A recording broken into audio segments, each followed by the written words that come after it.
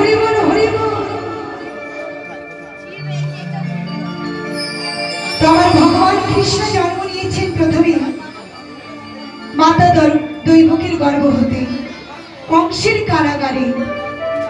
তিনি যখনই জন্ম নিলেন, জন্ম নেওয়ার সাথে সাথে পিতা বসুদেব মাথায় করে আমার ভগবানকে রেখেলেন নন্দের আড়ালে।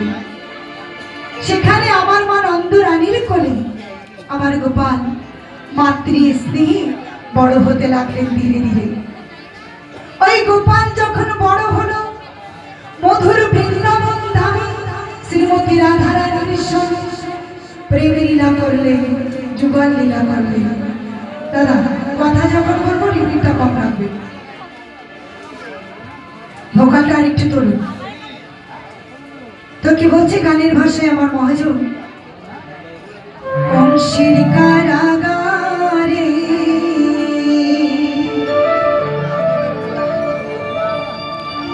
মাতা দৈবকীর উদরে